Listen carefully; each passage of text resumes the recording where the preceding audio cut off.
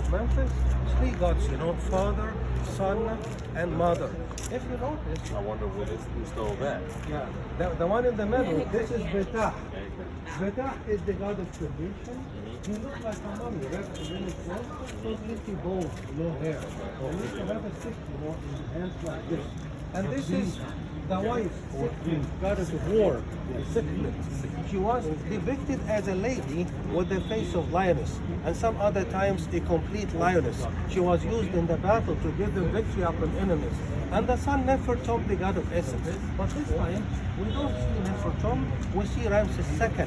He is depicting himself as the son of God, you know, because he is the owner of this triad. When you go to ancient Egypt, which we call it Luxor City, you will find another triad, Amun, Mut, and Consort. And when you go to every city in Egypt, you will find Holy Triad, Father, Mother, and Son. This is pretty much similar to Christianity, you know? Because in ancient Egyptian art, we have what we call the key of life. It looks exactly like a crystal cross. And we have the Holy Triad, which is the Holy Trinity, the Father, the Son, and the Holy Ghost. That's why we are talking about these similarities. This god Ptah, ancient Egyptians had this theory about creation. They thought this whole universe at the beginning was completely water. They called it Nun, N-U-N, which means eternal ash. Then suddenly, a piece of earth started to appear on this water, and this god stood on top of it. He created himself by himself. Then later on, by the power of his tongue, by the ability of his art, he was able to create other creatures, plants to be cultivated, kings to rule, gods and goddesses to be venerated. That's why we are talking about him as the god of creation, one of the oldest gods to be venerated all over the world. The Holy Triad of Memphis, Ptah, Sekhmet, and Nefertem. We talked about a couple of pieces, but the most important piece we shall see and talk about now is the statue of Ramses II, which is about 90 tons. 90 tons, one piece of stone. So if you don't mind, you follow me this way.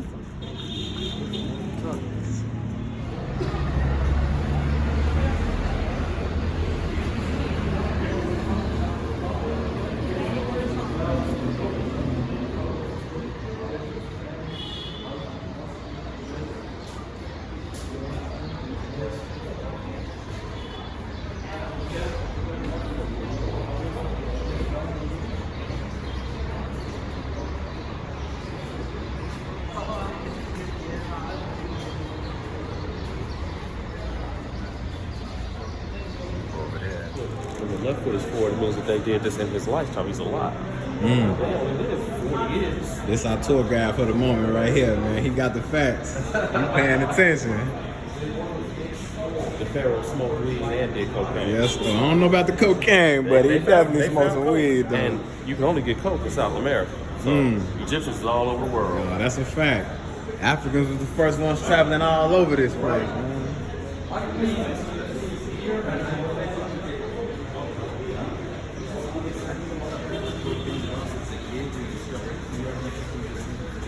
Pure limestone. Probably man, no niggas allowed. They go to Uncle again. All the flies are hungry.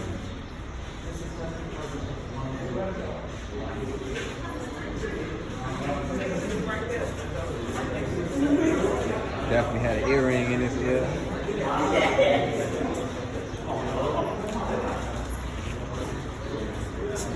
You know, my hair, man.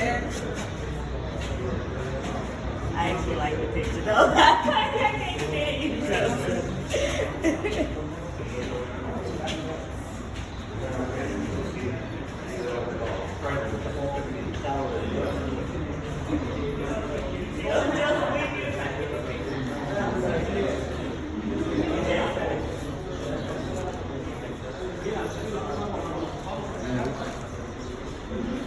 Flies are all over my ass. I'm trying to keep the camera steady.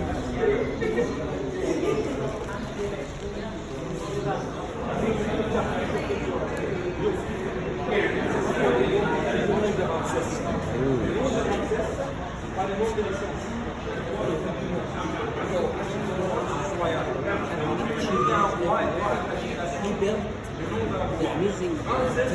Abu Simbel.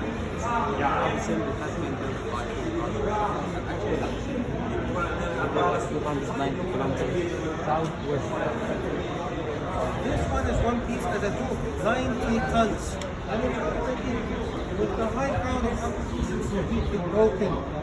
You can see the cobra on top of the forehead, the artificial beard, the scepter in the hands. He is wearing a kilt with a dagger because he was a famous warrior, and the left leg is forward, the first step to life. The king, as you notice, he ruled for about 67 years. He was able to establish lots of monuments and also to steal other monuments. So in order not to give the chance to the coming kings, he carved his name so many pieces of the statue. You can see the chest, the shoulder, the buckle, the bracelet, the scepter. These are the names, the titles of the king. And you can see next to the leg, this figure, some are saying maybe this is one of the wives of the king. He used to have more than 27 wives. Some others are saying no, maybe one of his children. We cannot tell for sure because no names, no cartouches. And you can see the genius craftsmanship from the powerful features of the face, the muscles of the chest and the arms, the torso of the body, the anatomy of the legs. Do you see the details of the knee, the kneecap? Looks like real knee. That's what we are talking about. The best sculptures ever at the time of the ancient Egyptians. And dealing with all kinds of stones. Once more, the second biggest statue of Ramses, which is about 90 tons one piece. Now, we talk about Memphis. One day, it was so great as the first capital city, the city of the living. Nowadays, it's not like before, because the capital city moved to other places, and because this place was destroyed by the but it's still very important for us, because when we want to talk about one land ruled by one king, we have to talk about this place, Memphis, and King Menes, the first unifier of the two lands, 3,100 years before.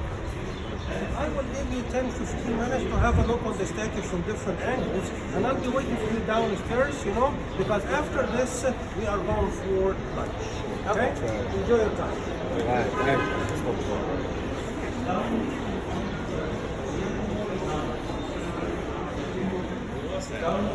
My gimbal ran out of power, so I'm gonna try to get it as steady as I can, but this is incredible.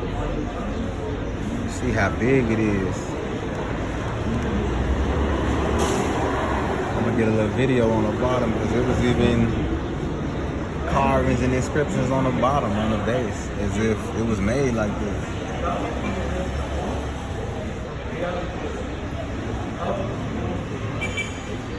I'll show you downstairs.